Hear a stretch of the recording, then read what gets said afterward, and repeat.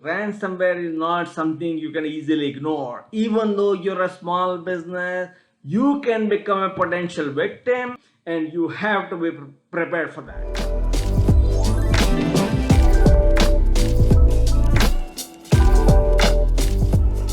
The most common way to think about ransomware attack is that you basically get a message on your computer. They will demand something and they say, if you want to release your file, you have to pay so much of money to so and so at what time. So there will be some sort of a message.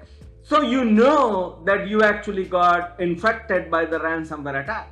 One of the major way ransomware attack happens is through downloading what is called the phishing email. One of the things that a small business can do is train itself, making sure that your employees are not downloading anything or not clicking on anything which may not be what you think it is.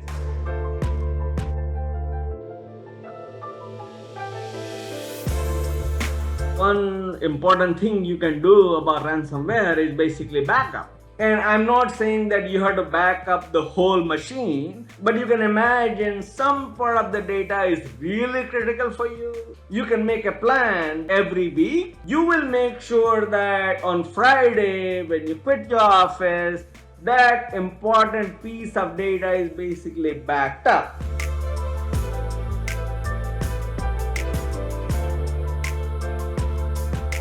It's really important to separate out your personal work with your official work.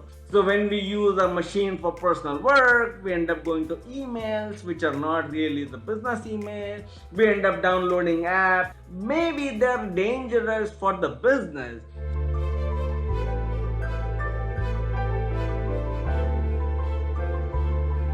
Ransomware seems to be a significant threat to the small business because the small businesses don't tend to have the same security precaution as typically a large firm will have. Even if you get potentially attacked by the ransomware, paying the ransom doesn't solve your problem. They might actually keep the data and disclose that in some way that might tarnish your reputation.